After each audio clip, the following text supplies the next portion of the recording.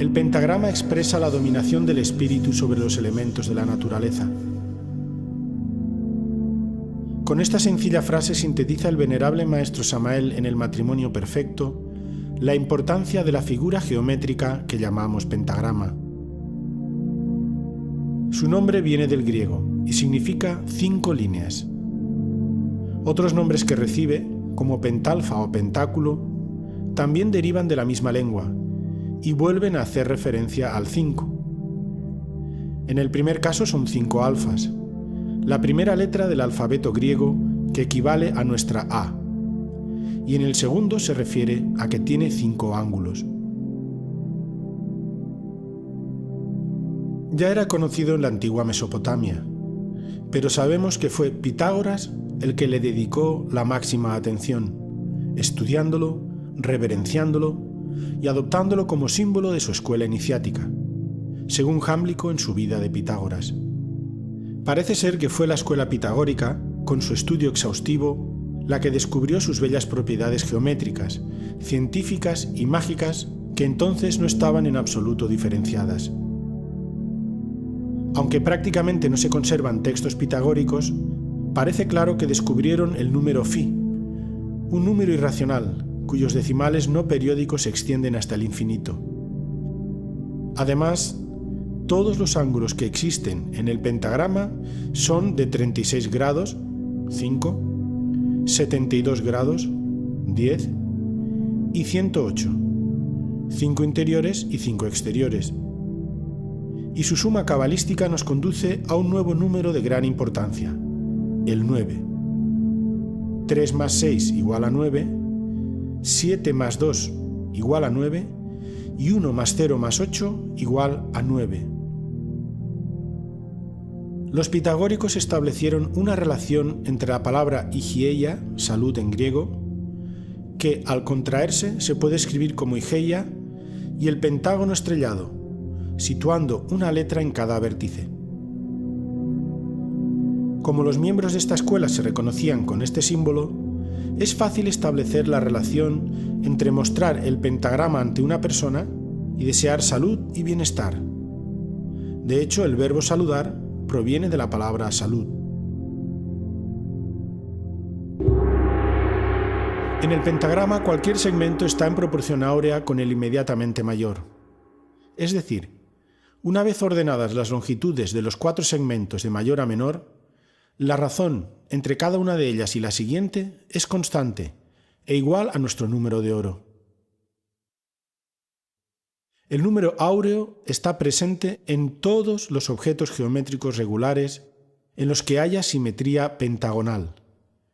Esto indica la relación con el número 5, la ley, a la que está sometido todo lo existente. En el interior de un pentagrama se forma un pentágono. Si unimos sus ángulos, obtenemos un nuevo pentagrama, por lo que la figura se puede reproducir hasta el infinito, al igual que la figura principal también se halla inscrita en un pentágono mayor. Nuevamente tenemos aquí la relación de phi con el infinito.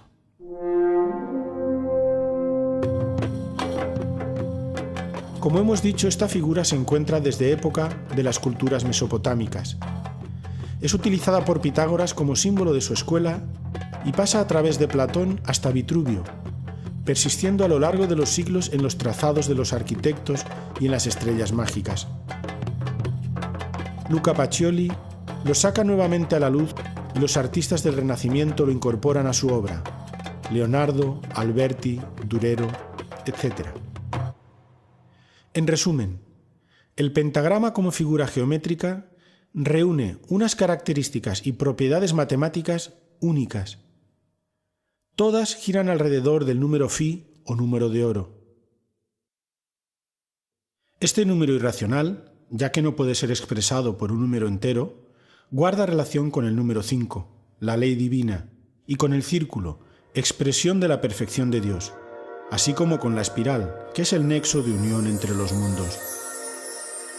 Indudablemente las octavas del caracol se procesan musicalmente con las notas do, re, mi, fa, sol, la, si, en forma graduativa. Si observamos cuidadosamente una escalera espiraloide, veremos una sucesión de curvas cada vez más altas, en forma tal que van precedidas por las más bajas. Esta formación, esta distribución de las curvas en la forma de cualquier espiral, es suficiente como para comprender que entre octava y octava existen también pausas musicales. A cada una de estas pausas corresponde un descenso abismal.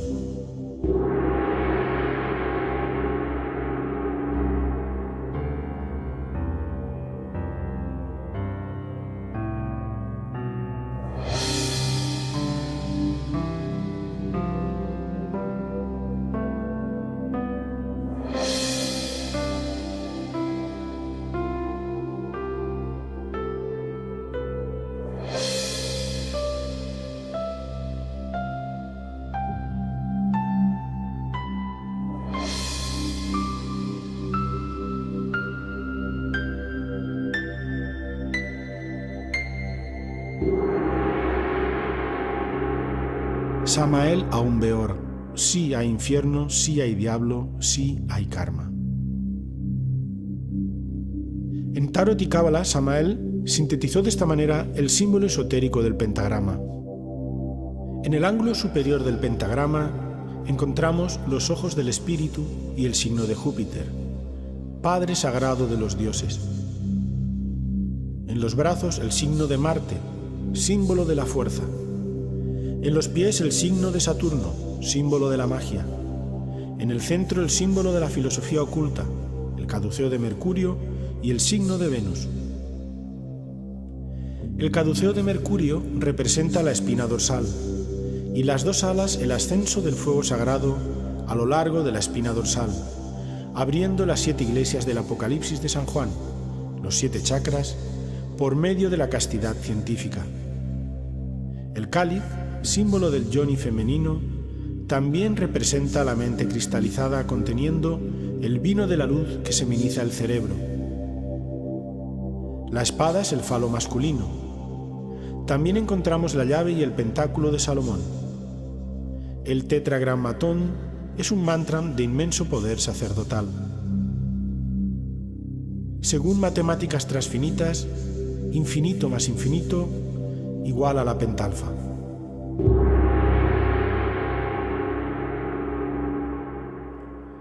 Su primera aplicación es la divina proporción, como la llamó Luca Pacioli en el siglo XVI, y consiste en la división de una línea en un punto tal que la distancia total sea a la mayor lo que la mayor es a la menor. Su virtud tiene un efecto estético, pues cuando más se aproxima una forma o un cuerpo a esta proporción, más bello y perfecto nos parece. Todas las criaturas de la naturaleza tienden a desarrollarse cumpliendo esta proporción.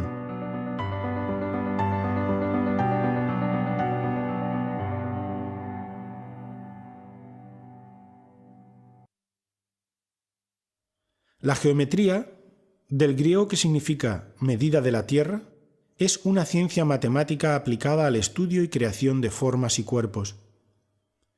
Se supone de origen griego, pero no hay duda que era conocida en Egipto y Mesopotamia. Su nombre cuadra muy bien con el uso práctico que se daba en esas antiguas culturas a esta ciencia: medir los campos tras las inundaciones estacionales y volver a delimitarlos. El principio de la geometría es el punto. A partir de aquí, con regla, el instrumento de la rectitud, y compás, el instrumento de la perfección circular, se crea el universo geométrico, como Dios hizo con toda la creación. Del punto nace la recta, y con 3 de ellas tenemos el triángulo, con 4 el cuadrado y con 5 el pentágono. En términos aritméticos, si el punto es el 0 y la recta el 1, observemos cómo es imposible crear la más simple de las figuras, el triángulo, con solo 2 líneas. Esta es la más simple demostración del misterio de la creación, que requiere de la concurrencia de 3 elementos o fuerzas para su existencia. La forma de crear un rectángulo con phi consiste en apoyar un compás en la mitad de un cuadrado perfecto y extender su otra punta hasta su ángulo inferior. Haciendo girar el compás, nos dará el punto hasta donde se debe extender el rectángulo para que resulte áureo. Mediante este sencillo procedimiento, podemos entender que Phi relaciona el círculo, la perfección divina, con el cuadrado y el rectángulo, ambas formas ligadas al 4, el mundo manifestado. En el mismo triángulo-rectángulo tenemos implícito el valor de Phi, la armonía oculta que anima a todas las cosas existentes hacia la belleza y la verdad divinas. El psicólogo alemán Gustav Theodor Fechner, 1801-1887, realizó en 1876 el experimento de presentar rectángulos de varias medidas y darlos a elegir a diversos sujetos, prefiriendo la mayoría los que guardaban la proporción áurea. Los poliedros regulares son sólidos cuyas caras son todas iguales. Los pitagóricos demostraron que solo pueden existir 5 cuerpos regulares, que representan a cada uno de los elementos. La Tierra está representada por el cubo, constituida por 8 vértices y formada por 6 cuadrados. El fuego por el tetraedro, que son 4 triángulos equiláteros. El aire por el octaedro, 8 triángulos equiláteros. El agua por el icosaedro, con 12 vértices y 20 triángulos equiláteros. El universo o el éter está representado por el dodecaedro, formado por 12 caras, que son 12 pentágonos regulares. Todos, en especial el icosaedro y el dodecaedro, guardan estrecha relación con el número de oro. Mediante un rectángulo áureo subdividido, se traza una espiral logarítmica que permite comprender todas las relaciones armónicas que se manifiestan en la naturaleza y en el arte. Podemos apreciar cómo los cuadrados y rectángulos áureos se suceden hasta el infinito. Sobre los rectángulos se traza la espiral modelo de crecimiento de los seres vivos. Todos responden a la serie de Fibonacci. Cuando a un círculo le aplicamos la proporción áurea en un extremo, tenemos un nuevo perfecto. Y si lo hacemos en los dos extremos, conseguimos una elipse perfecta, con el aspecto típico de una galaxia. Otra maravillosa propiedad de esta proporción es que si colocamos 2 rectángulos áureos transversalmente, el vértice central queda alineado de esta forma.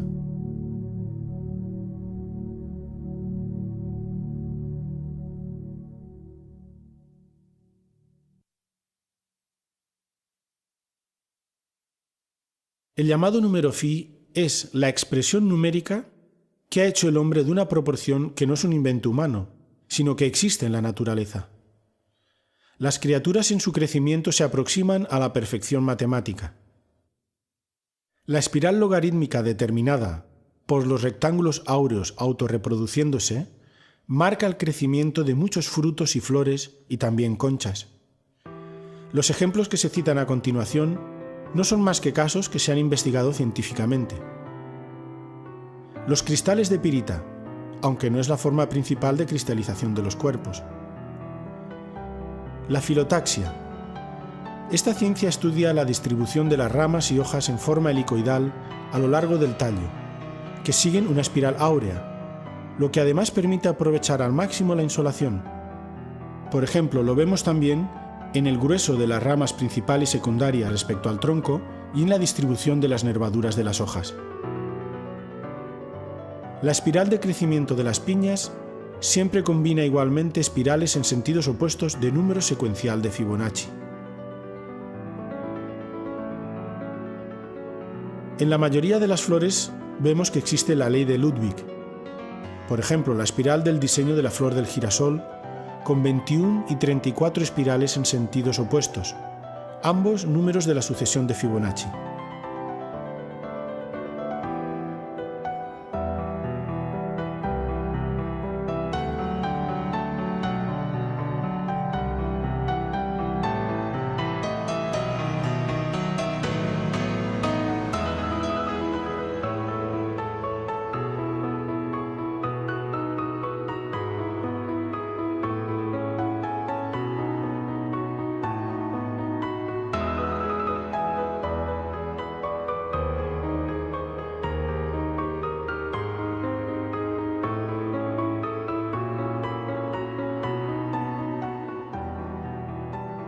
Tenemos también la maravillosa y sorprendente col romanesco.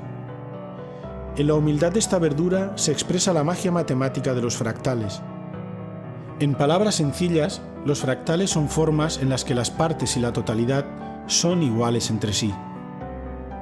Las espirales de crecimiento nuevamente son números de la sucesión de Fibonacci. Las estrellas de mar. Al estudiar el movimiento de las abejas cuando se desplazan en un panal, se ha comprobado que corresponden con números de la sucesión de Fibonacci. Asimismo, la cantidad de abejas macho y hembra de un panal responde a la proporción áurea. Los tres tipos de espiral de los caracoles. La más espectacular quizás sea la concha del Nautilus, cada una de cuyas espirales es 1,618 veces más grande que la espiral precedente. Los pájaros.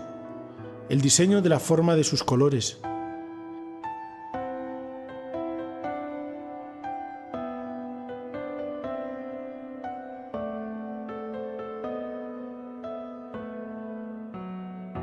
La forma espiral de las galaxias. Dice el venerable maestro Samael: necesitamos llenar la bolsa inagotable de las grandes posibilidades. La bolsa inagotable de las posibilidades tiene la forma de una galaxia espiral. Para los pocos.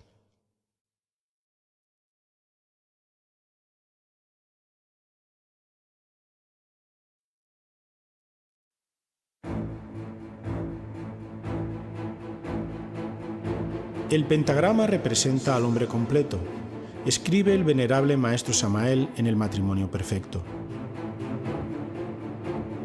Según los filósofos griegos Heráclito y Protágoras, el hombre es la medida de todas las cosas. Estudios anatómicos y artísticos demuestran sin lugar a dudas que el canon ideal de la belleza es Φ. Cuanto más se aproxime un rostro o un cuerpo al número de oro, más bello nos parecerá.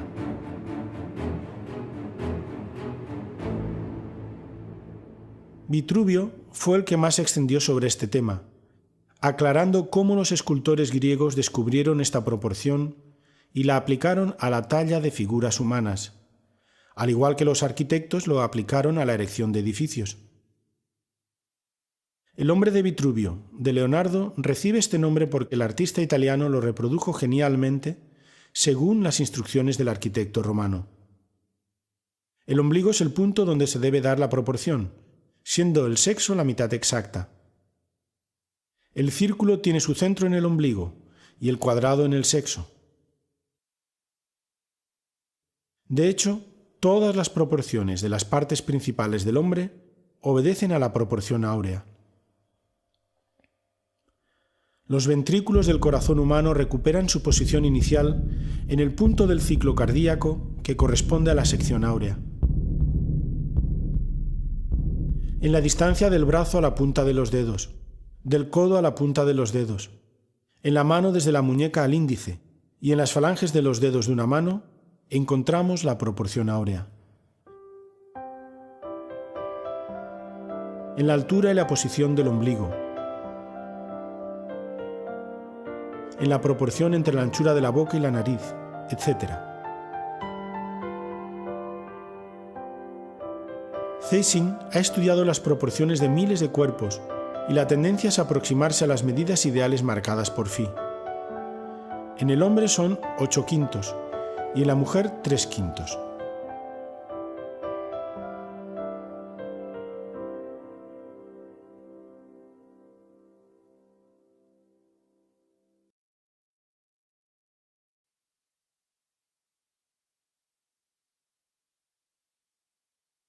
Como dijimos anteriormente, la primera escuela que sacó a la luz estos secretos matemáticos fue la de Pitágoras de Samos, en el siglo V a.C. Si bien se guardó de explicar públicamente la relación de las matemáticas sagradas con el desarrollo espiritual, pues era una escuela iniciática, es posible rastrear en el devenir de la historia de Occidente la presencia de estos conocimientos a través de dos vías: la teórica o literaria, los escritos de filósofos, matemáticos y artistas, y la artística, sobre todo la arquitectura, y en menor medida la escultura y la pintura. Aunque pudiera parecer que el conocimiento de la proporción áurea aumentara en el devenir histórico, lo único que está sucediendo es que aumenta el saber y decrece el ser, es decir, aumentan las explicaciones teóricas y disminuye su presencia y su uso consciente. Esto guarda estrecha relación con el alejamiento progresivo de la humanidad de lo divino, de la fuerza que puso en marcha el universo y creó al hombre.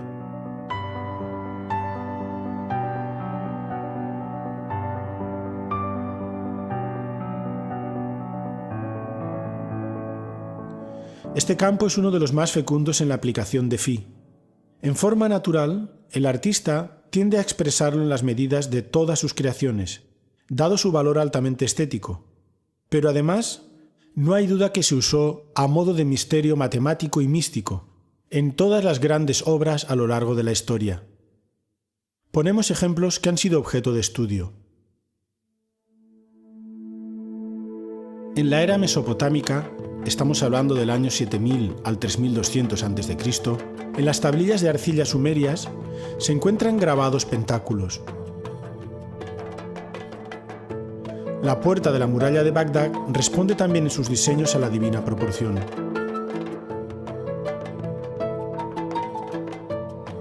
A partir del 4700 oficialmente en Egipto, podemos afirmar que toda manifestación de la religiosidad egipcia, en lo que ahora llamamos arquitectura, escultura y pintura, responde escrupulosamente a la proporción áurea, sin la cual no se concibe ninguna creación humana dirigida a los dioses. Podríamos poner como ejemplo la planta de cualquier templo del antiguo Egipto, Abidos, Edfu, Dendera, etc. El ejemplo quizá más conocido es la Gran Pirámide. En ella el cociente de la altura de cualquiera de los triángulos que la conforma y su lado es 2 phi.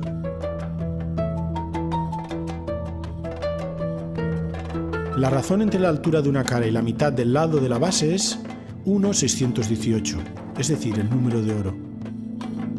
Pero no acaban aquí las sorpresas.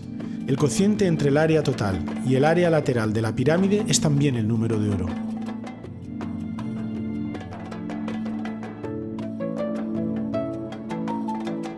Y por si fuera poco, el cociente entre el área lateral y el área de la base sigue siendo el número áureo.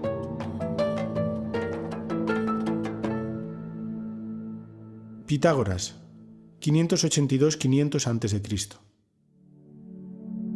Instruido por Tales de Mileto, Anaximandro y Anaxímenes, con su escuela iniciática es el primero en desvelar estos secretos, aunque no directamente, ya que se trataba de una escuela de misterios, por lo que prácticamente no se conservan escritos propiamente pitagóricos, sino que se conocen a través de otros autores. Sin duda, su conocimiento fue extraído de Egipto, donde fue iniciado en los templos de sabiduría. Los elementos identificativos en los que basaban su conocimiento eran: el dodecaedro. Representa al éter, el quinto elemento o sustancia generatriz presente en todo y base de los otros 4 elementos: tierra, agua, aire y fuego. La llamada tetractis, los 4 primeros números, base y origen de la naturaleza manifestada.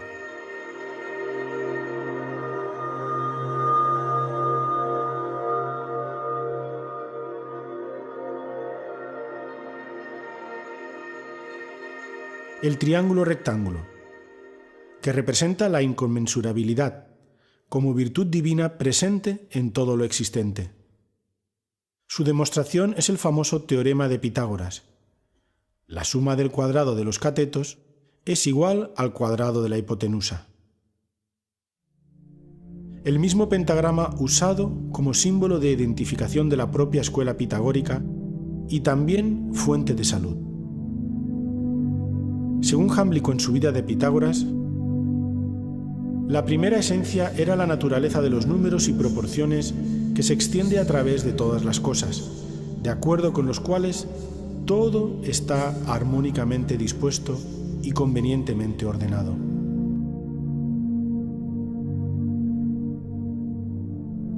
La música. A través de su estudio de la mística de los números, descubrieron el carácter aritmético de la armonía musical.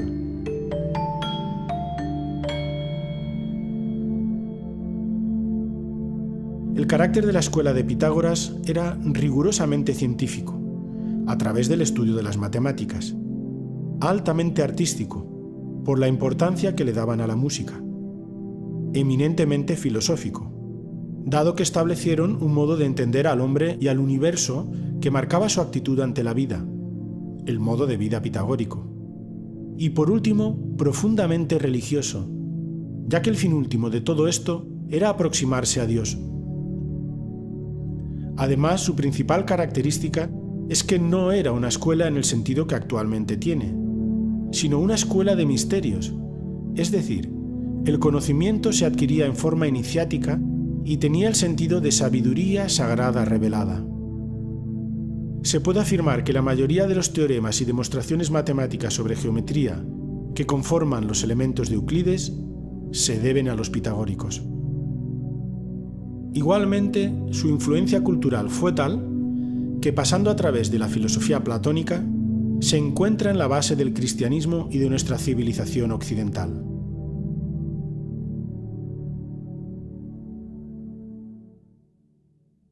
Arte de la antigua Grecia y Roma.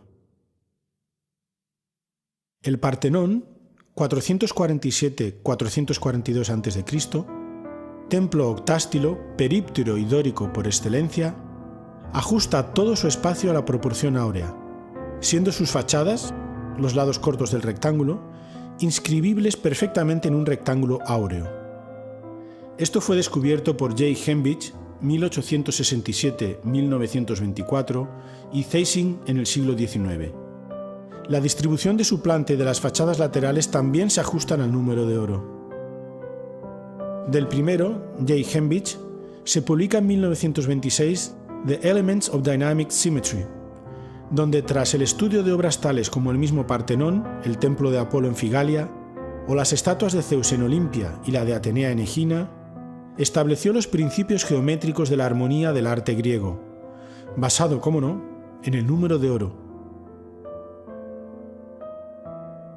En 1837 se descubrieron las correcciones ópticas.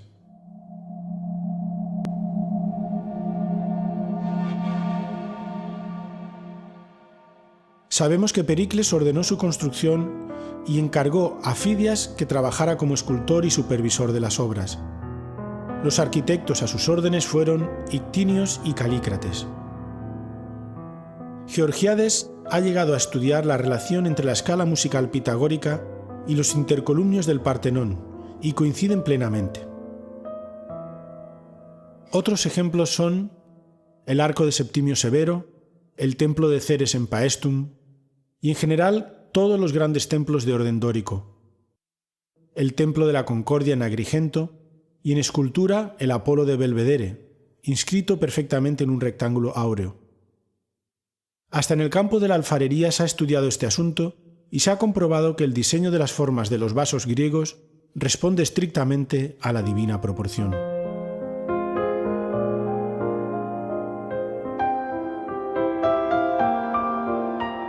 Platón, 428 al 347 a.C. Considera la proporción áurea como la mejor relación matemática.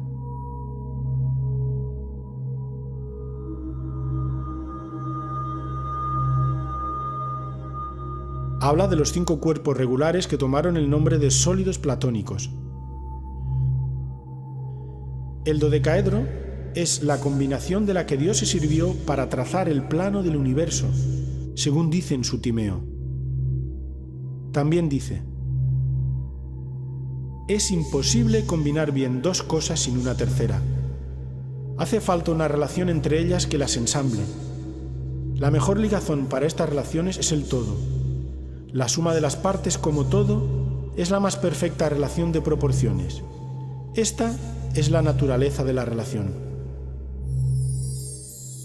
La obra del más famoso de los filósofos griegos es tan vasta que nos limitaremos en este estudio a recordar la frase que rezaba en el dintel de la Academia de Platón: no pase quien no sepa geometría.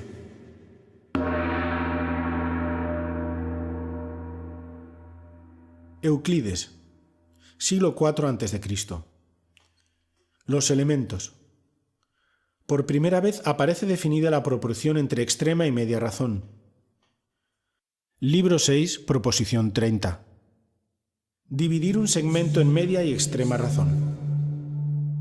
Se dice que un segmento está dividido en media y extrema razón cuando el segmento total es a la parte mayor como la parte mayor es a la menor. Libro 4, proposiciones 10 y 11, donde se habla de la construcción del triángulo áureo, usado para la inscripción del pentágono regular en un círculo. En este triángulo isósceles, los dos ángulos iguales, 72 grados, son el doble del ángulo desigual, 36 grados. Φ se encuentra en la proporción de los lados iguales con el lado menor, por lo que recibe el nombre de áureo. Del mismo modo que el rectángulo áureo se reproduce a sí mismo hasta el infinito, generando una espiral.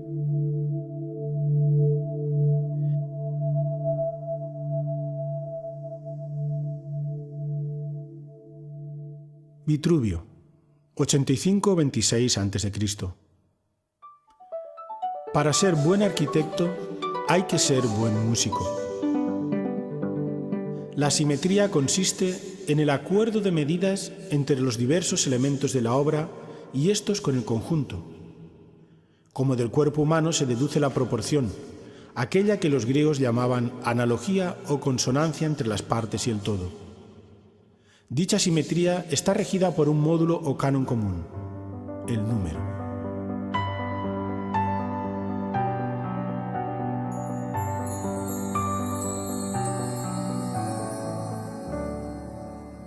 Leonardo de Pisa, Fibonacci, 1170-1250. Escribió Liber Abaci, libro de los ábacos. Este gran matemático de la Edad Media introdujo, tras su estancia en África, los números árabes que revolucionaron la aritmética en Europa. Propone un problema sobre la reproducción de los conejos que da lugar a la conocida como sucesión de Fibonacci. Esta sucesión está vinculada además a la espiral y es la forma del número áureo más presente en la naturaleza. Esta progresión consiste en la adición de los números enteros con su precedente. 0, 1, 1, 2, 3, 5, 8, 13, 21, 34, 55, 89, 144, 233, 377, 610, 987, 1597, 2584, 4181, 6765 y así hasta el infinito. Por eso, la más sorprendente e importante entre las muchas propiedades de esta sucesión es que si dividimos cada número entre su precedente, el resultado cada vez se aproxima más a φ. 1 entre 0 igual a 0, 1 entre 1 igual a 1, 2 entre 1 igual a 1, 3 entre 2 igual a 1,5, 5 entre 3 igual a 1,666, 8 entre 5 igual a 1,6, 13 entre 8 igual a 1,625, 21 entre 13 igual a 1,615, 34 entre 21 igual a 1,619, 55 entre 34 igual a 1,617 y 89 entre 55 igual a 1,618, la aproximación con 3 decimales más exacta que se conoce.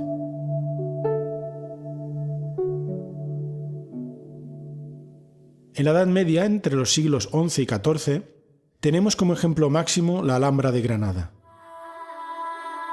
En sus paredes se inscribe el lema de Ibn Samrak: «Sabrás mi ser si mi hermosura miras».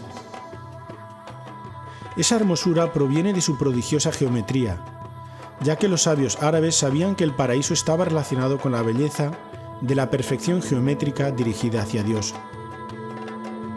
La Alhambra es una de las más bellas expresiones de la geometría que el hombre ha construido. Si vamos adentrándonos en sus secretos geométricos, la admiración y veneración a lo divino se acrecienta, pues la Alhambra cumple con rigor los preceptos áureos. El segmento total es a la parte mayor, como la parte mayor a la menor.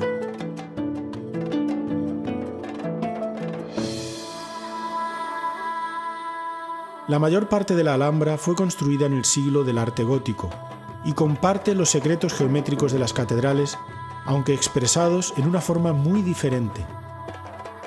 Es la manifestación arquitectónica única e irrepetible de la Casa de Nasr. Su fundador, Al-Ahmar el Rojo, fue aclamado como vencedor por el pueblo cuando volvía de ayudar a los cristianos en la toma de Sevilla. «No me aclaméis», dijo, «porque solo Dios es vencedor. La Ghalib illa Allah».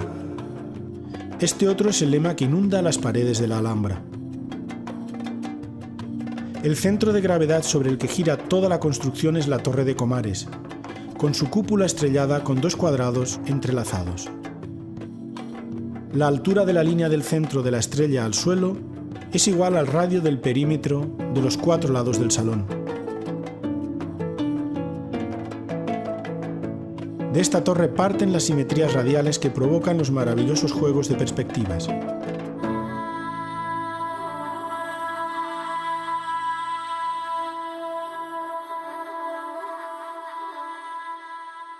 Del prerrománico, románico y gótico, podemos decir que las cofradías de artesanos y constructores de catedrales transmitieron los secretos iniciáticos de la mística pitagórica y los plasmaron en los edificios que construían. Es más, el mismo pentagrama aparece directamente en muchas construcciones, como se puede apreciar en los siguientes ejemplos: Catedral de Amiens, rosetón norte; la iglesia de Santa María de Lemgo, Alemania; la iglesia de San Juan de Castrojeriz, España; ermita de San Bartolomé en el cañón del río Lobos, Ucero, Soria; rosetón mudéjar en Calatayud, etc. Es fácil también encontrarlos en las marcas de picapedreros de casi todas las épocas. Se puede afirmar que prácticamente toda la arquitectura religiosa medieval, especialmente las catedrales góticas, observan fielmente la proporción áurea, como si los constructores consideraran imposible construir sin semejante principio matemático. Curiosamente, no se conserva ningún escrito de esta época sobre la aplicación de las matemáticas sagradas a la erección de edificios.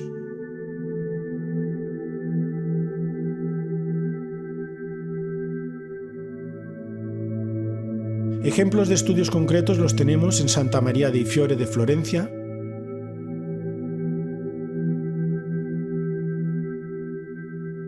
la fachada de Santa María Novella,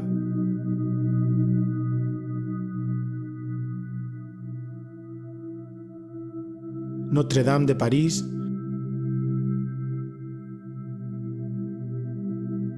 la Catedral de Colonia,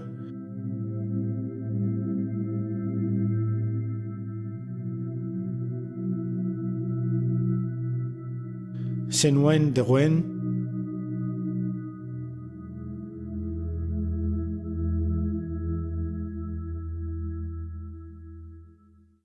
Leon Battista Alberti, 1404-1472. Arquitecto y una de las figuras más importantes del Renacimiento, define la belleza como una armonía de todas las partes en cualquiera que sea el objeto en que aparezca, ajustadas de tal manera y en proporción y conexión tales que nada puede ser añadido, separado o modificado más que para empeorar. Alberti también establece su analogía musical en De Re a Edificatoria. Los números por medio de los cuales el acorde de sonidos afecta a nuestros oídos con placer deben de ser los mismos que agraden a nuestra vista y nuestro pensamiento. Por tanto, todas nuestras reglas para determinar las proporciones debemos obtenerlas de los músicos, que son los grandes maestros de esta clase de números.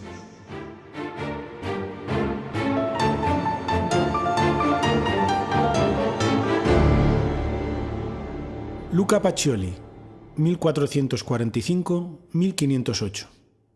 De Divina Proportione. Aquí recoge el neopitagorismo y el neoplatonismo de la antigüedad, en clara relación con el Timeo de Platón, al que cita en repetidas ocasiones, con todas sus implicaciones matemáticas, religiosas, místicas, filosóficas y artísticas.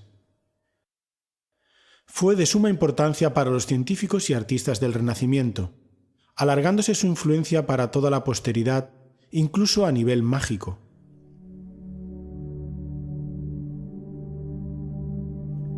El nombre de Divina Proporción es usado por primera vez y coloca a la razón áurea como el principio divino universal de la belleza, el cual debe ser usado para cualquier obra que el hombre emprenda en cualquier terreno, especialmente el artístico. Así, la obra del hombre debe ser un reflejo fiel de la perfección de la obra divina.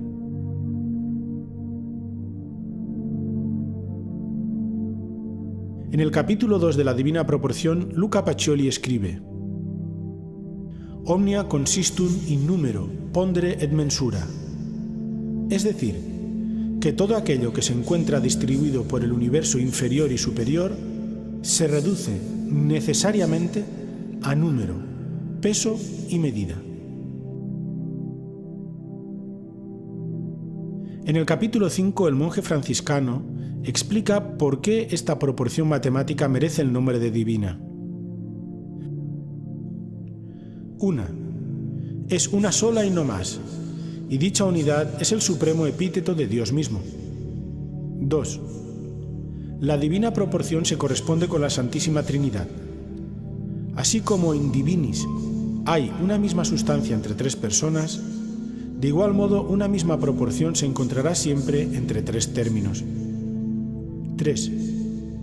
Así como Dios es indefinible, también la divina proporción no puede nunca determinarse con un número inteligible. 4. Dios nunca puede cambiar y está en todo. Así también es la divina proporción. 5. Así como Dios confiere el ser a la virtud celeste, llamada quinta esencia, y mediante ella a los otros cuerpos simples, es decir, a los cuatro elementos, tierra, aire, agua y fuego, que tienen su forma propia, cubo, icosaedro, octaedro, tetraedro, nuestra Santísima Proporción confiere el ser formal, según el antiguo Platón en su Timeo, al cielo mismo, atribuyéndole la figura del dodecaedro.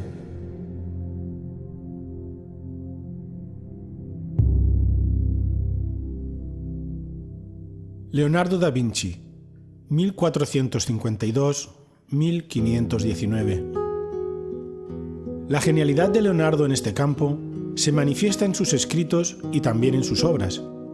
Explicó teóricamente nuestra proporción y también la aplicó en la práctica en toda su obra. Le unía una gran amistad con el monje Luca Pacioli y realiza los dibujos para la edición de la Divina Proporción.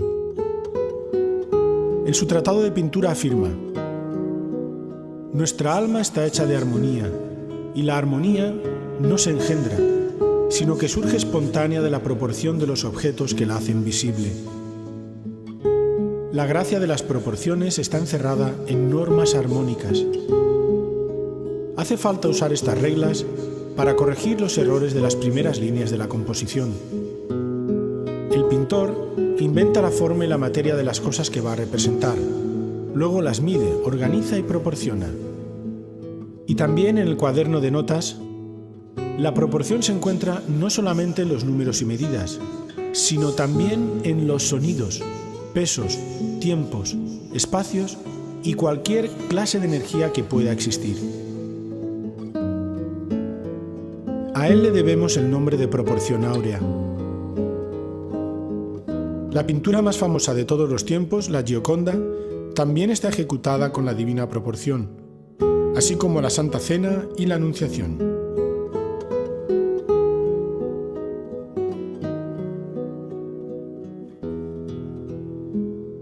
Albrecht Dürer, o Alberto Durero, en 1525, escribe la instrucción sobre la medida con regla y compás de figuras planas y sólidos. Allí desarrolla la espiral basada en el número áureo. En las obras Adán y Eva se ejemplifica la aplicación de la proporción áurea.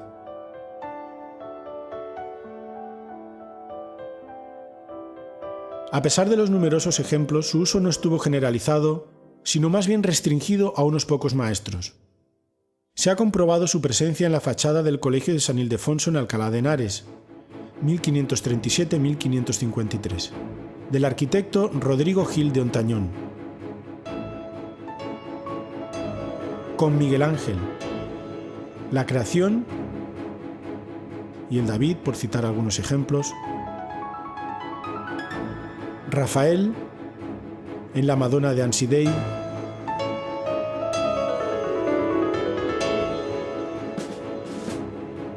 En el Bautismo de Cristo de Piero de la Francesca.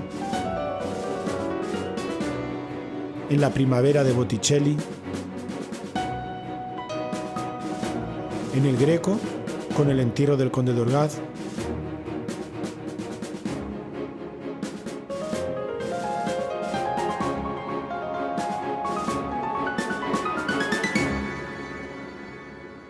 En 1530, Cornelio Agripa escribe De oculta filosofía, en Amberes. Es un tratado de magia que incluye un libro de cábala donde habla del pentagrama y lo asocia a las propiedades del 5. Símbolo de la felicidad y de la gracia, sello del Espíritu Santo y vínculo que todo lo enlaza. Allí muestra al famoso hombre inscrito dentro de un pentagrama. Agripa escribe: las ciencias matemáticas son parientes de la magia, porque todo cuanto pueda existir en las fuerzas naturales esclavas no consiste más que en número y armonía.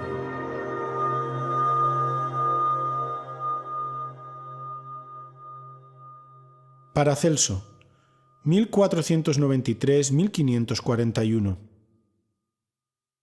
Además de médico y alquimista, su sabiduría se extendió a la magia y reduce todos los símbolos de poder sobre las potencias invisibles a dos solamente: el hexagrama o sello de Salomón, macrocosmos, y el pentagrama, microcosmos, el signo más poderoso de todos.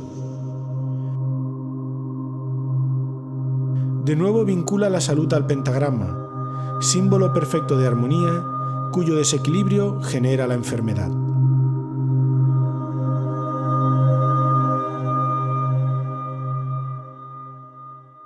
Johannes Kepler, 1571-1630.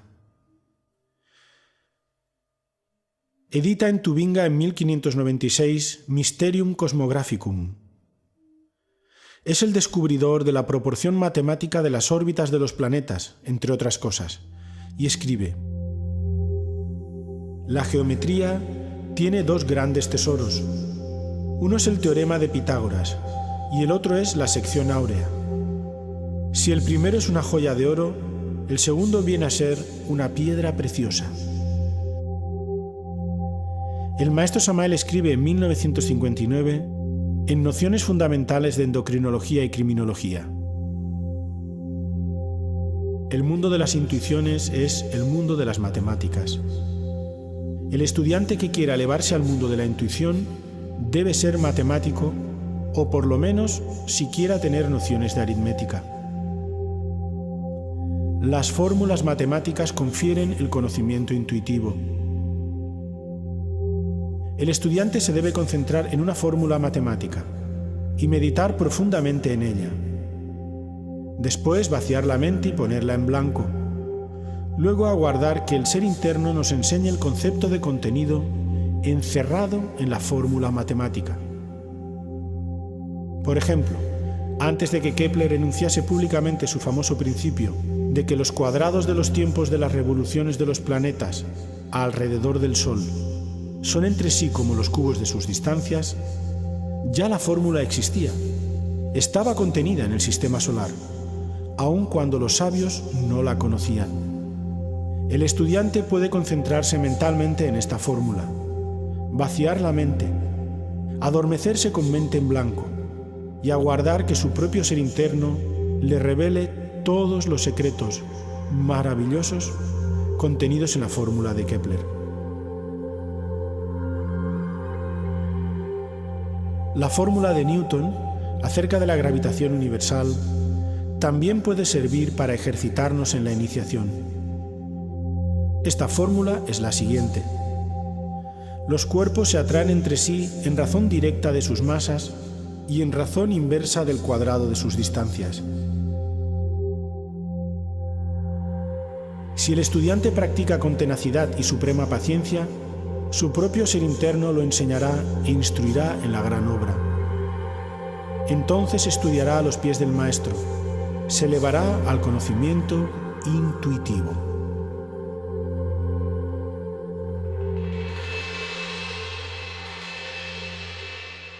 En los siglos XVII y XVIII aún decae más su uso. A pesar de ello, subsisten algunos ejemplos. Palladio y toda su arquitectura. Los pastores de la Arcadia de Nicolas Poussin.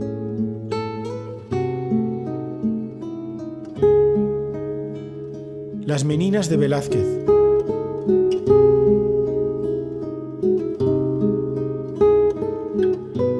Saturno devorando a sus hijos de Goya. Los edificios de la Plaza Vendôme de París.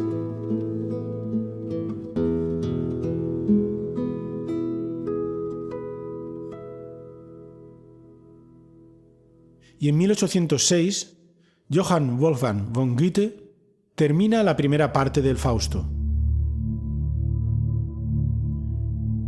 Mefistófeles. Lo confieso, para irme a pasear me estorba un leve obstáculo. Es este signo pintado en el umbral. Fausto. ¿Te molesta la pentalfa? Pues dime entonces, hijo del infierno, si por eso no sales, ¿cómo entraste? ¿Cómo cayó en la trampa tal espíritu? Mefistófeles. Fíjate en él. No está bien dibujado. El ángulo hacia afuera, como ves, se abre excesivamente.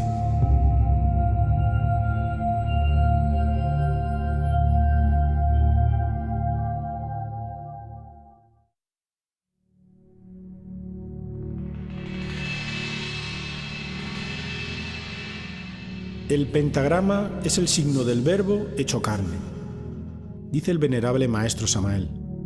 Y también en el matrimonio perfecto, el pentagrama es símbolo del verbo universal de vida. Se puede hacer resplandecer instantáneamente el pentagrama con ciertos mantras secretos.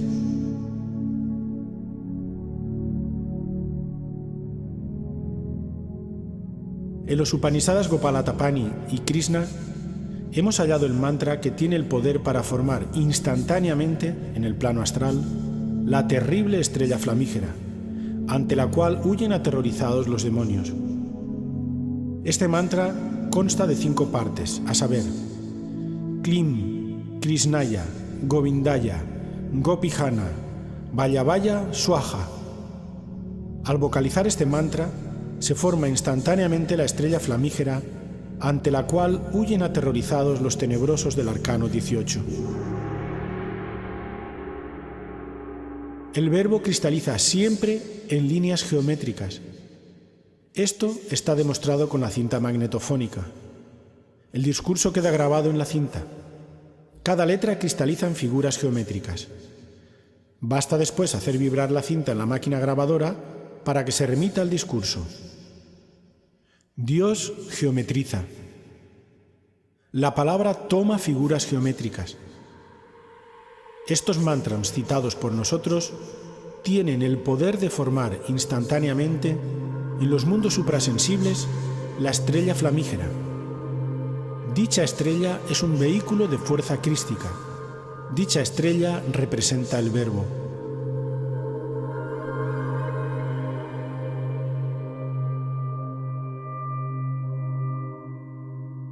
Con este poderoso mantra se pueden defender todos aquellos que están trabajando en la fragua encendida de Vulcano. Dicho mantra se vocaliza silabeándolo.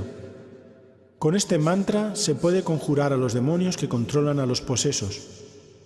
Es urgente aprender a crear instantáneamente la estrella flamígera. Con este mantra podemos crear esa estrella para combatir a los tenebrosos.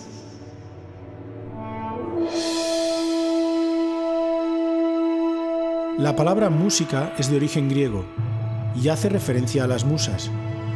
Hesíodo, hacia fines del siglo VIII a.C., nos dice que las musas son las 9 diosas hermanas, hijas de Zeus, Dios, y Mnemósine, la memoria, protectoras de la poesía, las artes y las ciencias.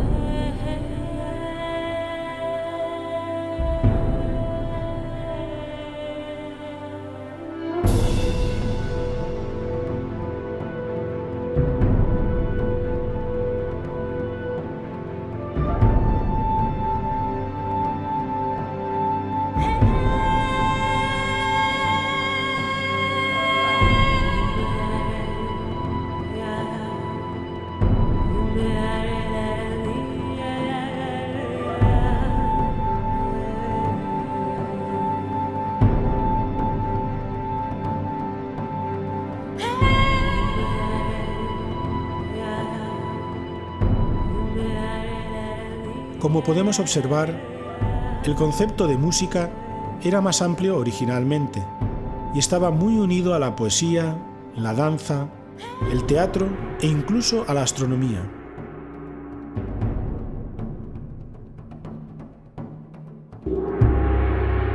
Platón estableció que las matemáticas eran la base para las ciencias que permitían acceder a la comprensión total del universo. Aritmética, geometría, astronomía y música. Estas disciplinas componían el llamado quadrivium de la enseñanza universitaria de la Edad Media.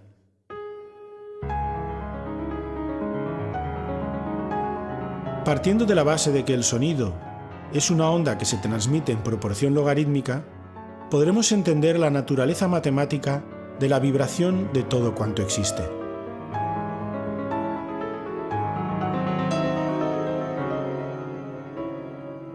La música fue el tercer pilar de la comunidad pitagórica. La armonía musical, cuyo descubrimiento se les atribuye, es, al igual que la lógica matemática, la manifestación del orden divino en el universo. En forma ya legendaria, se dice que los pitagóricos advirtieron la relación de la longitud de una cuerda con su vibración o sonido. Usaron un instrumento de una única cuerda, el monocordio, y descubrieron que su subdivisión en cierta proporción producía sonidos consonantes, es decir, que sonaban bien. Son las llamadas quintas, cuartas, terceras, octavas, etc. Estos intervalos se llaman así por el número de notas que contienen entre ellos. Así se estableció la llamada escala pitagórica, base de la música occidental.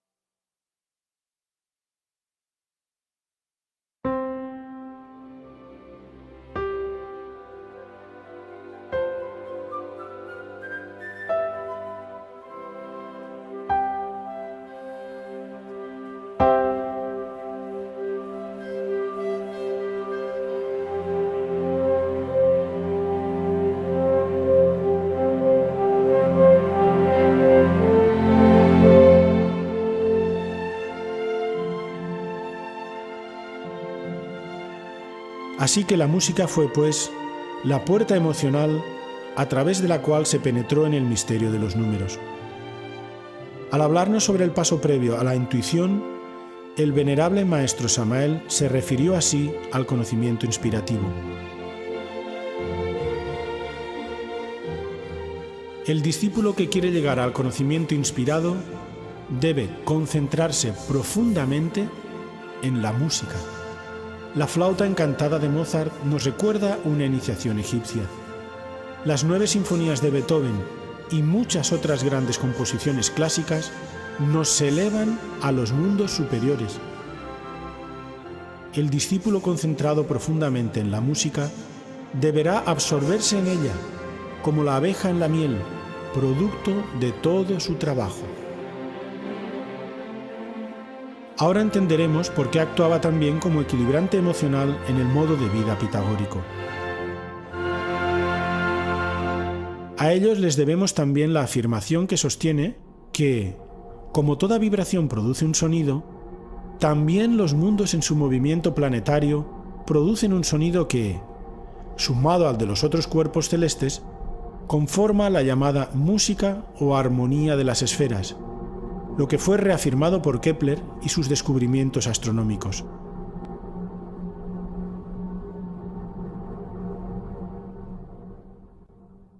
Se puede afirmar que la música occidental se basa en las relaciones numéricas entre las notas 3, mediante, 5, dominante, 8, octava y 13. Las 3 primeras más la tónica forman el acorde perfecto.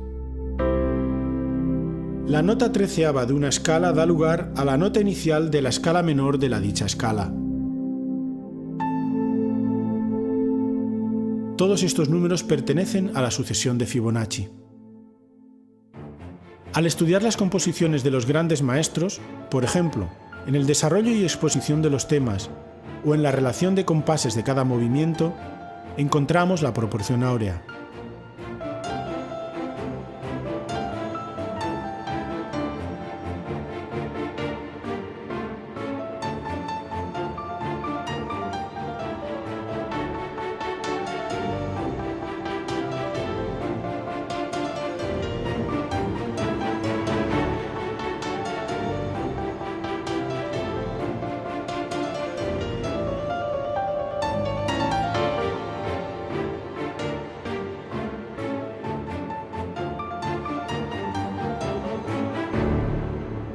Hemos dejado a propósito la relación del pentagrama esotérico y el número de oro con la música para el final de este estudio, ya que en la ciencia de las vibraciones radica la clave para poder aplicar estos conocimientos sobre nosotros mismos.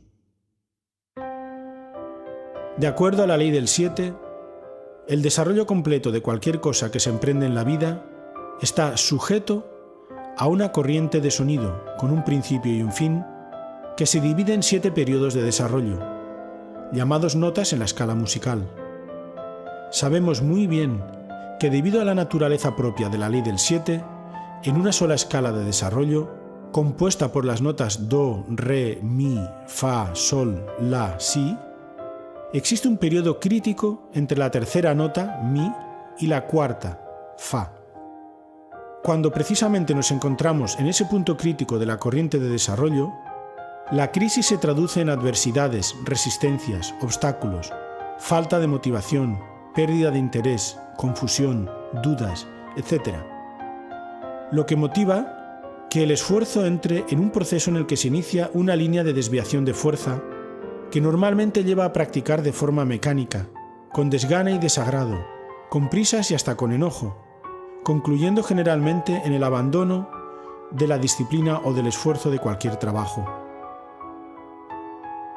Para superar esos periodos de crisis solamente existe una solución: desarrollar la capacidad de sostener las notas, es decir, desarrollar la capacidad de sacrificio para mantener el mismo ritmo de trabajo.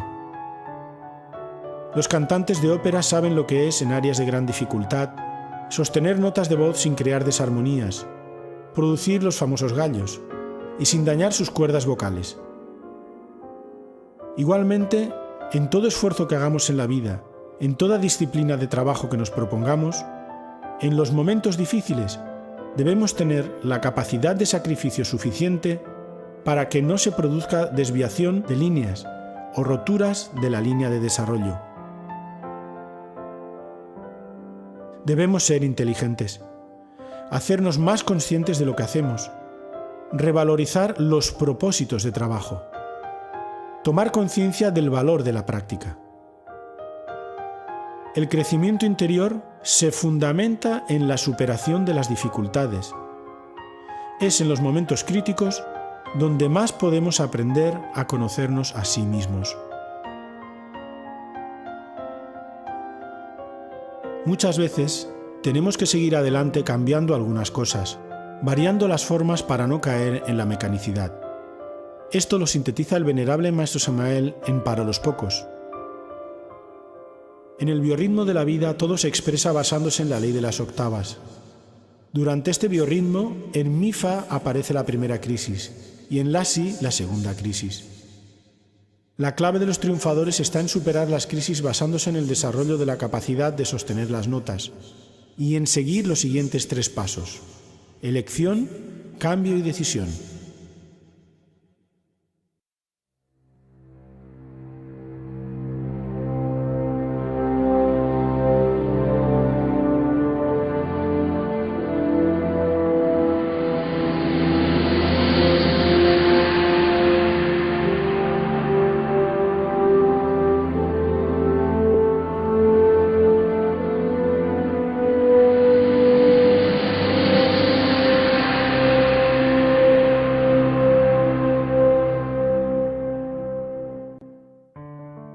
Todos tenemos la suficiente inteligencia para superar los obstáculos.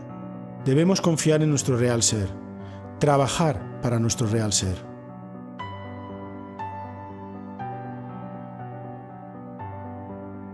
Los procesos de creación y desarrollo están regidos por la ley de las octavas musicales, que es producto de la aplicación de la proporción áurea a los sonidos, y el venerable Maestro Samael nos cita los siguientes casos. El proceso de transformación de las sustancias que entran al organismo, la transformación de las sustancias groseras en más finas, se encuentra bajo el gobierno de la ley de las octavas musicales. Y estudiemos ahora atentamente las claves que nos da el Maestro para elevarnos espiritualmente. El cuerpo planetario, cuerpo físico, vibra normalmente con las 7 notas de la escala musical: Do, Re, Mi, Fa, Sol, La, Si. Dicha escala puede repetirse en octavas superiores desde el Do hasta el Si. Normalmente los ángeles y Mahatmas viven en una octava superior y por ello son invisibles para los ojos físicos. Empero nosotros podemos elevar la tasa de vibraciones de nuestro cuerpo planetario, cuerpo físico, para pasarlo a la octava superior musical donde viven los ángeles y Mahatmas. Quien quiera elevar la tasa de vibraciones del cuerpo físico para pasarlo a la octava superior, debe utilizar para ello el ayuno, el silencio, la oración, la meditación y el buen incienso. Se hace necesario quemar buen incienso dentro de su recámara y no hablar con nadie durante el ayuno. Se hace necesario concentrarse únicamente en el ángel o maestro con el cual deseamos relacionarnos. Así, se eleva nuestra tasa de vibraciones y pasamos a una octava musical superior. Entonces nosotros subimos y el maestro baja para platicar con nosotros. Así se obtienen las famosas materializaciones de que tanto se habla en la literatura ocultista, teosofista, etcétera, etcétera, etcétera. El Cristo Social, 1964. Nos aclara también la intervención de la ley del 7, que no es más que otro nombre para referirse a los mismos principios en el mantenimiento del universo. La música, el verbo, colocado por el Logos en 7 octavas musicales, sostiene al universo firme en su marcha. Primer orden de mundos, nota Do. Segundo orden de mundos, nota Si. Tercer orden de mundos, nota La. Cuarto orden de mundos, nota sol. Quinto orden de mundos, nota fa. Sexto orden de mundos, nota mi. Séptimo orden de mundos, nota re. Después, todo vuelve al absoluto, con la nota do. Sin la música, sin el verbo, sin la gran palabra, sería imposible la existencia maravillosa de los 7 cosmos. Tratado esotérico de Astrología Hermética, 1967. Acerca de la creación de los cuerpos afirma: cuando el septenario hombre se une sexualmente al septenario mujer, se hace una suma que da como resultado el arcano 14 del tarot. No está de más asegurar de paso que el hombre tiene 7 principios, lo mismo que la mujer. El sexo es el centro más importante y más rápido del ser humano. El proceso de crear un nuevo ser se realiza dentro de la ley de las octavas musicales. Las 7 notas de la escala musical son la base de toda creación. Si transmutamos la energía creadora, iniciamos una nueva octava en el mundo etérico, cuyo resultado es el nacimiento del Soma Puchikon, el traje de bodas del alma. Con este vehículo podemos penetrar conscientemente en todos los departamentos del reino. La tercera octava nos permite engendrar el verdadero astral, el astral Cristo. Al llegar a estas alturas, el viejo astral de fantasma queda reducido a un cascarón vacío, que se va desintegrando poco a poco. La cuarta octava nos permite engendrar la mente Cristo. Este vehículo nos da verdadera sabiduría y unidad de pensamiento. Solo aquel que engendra la mente Cristo tiene derecho a decir: tengo cuerpo mental. El cuerpo mental actual es solo un fantasma de la fachada. Realmente este se convierte en un cascarón hueco cuando nace la verdadera mente. Entonces se desintegra, se reduce a polvareda cósmica. La quinta octava musical engendra el verdadero cuerpo causal. Al llegar a estas alturas encarnamos el alma. Entonces ya tenemos existencia real. Antes de este instante no tenemos existencia real. Curso esotérico de Cábala 1969. El mismo movimiento gnóstico, obra de un ser despierto, obedece a la misma ley. Quiero deciros que esta enseñanza para la nueva era acuaria se está entregando de acuerdo con la ley de las octavas musicales. Cada una de estas obras se va desarrollando en notas más y más elevadas. Cuando lleguemos a la nota síntesis, entonces el mensaje habrá concluido. Después de eso me marcharé con mi divina madre Kundalini hacia la eternidad. Mi regreso al Tíbet, mensaje de Navidad 1969. Definitivamente, el pentagrama es la imagen perfecta de la armonía matemática presente en la naturaleza y a la que tienden todas las criaturas vivas. El descubrimiento en uno mismo de esa ley matemática nos conduce a la revelación de que formamos parte de Dios.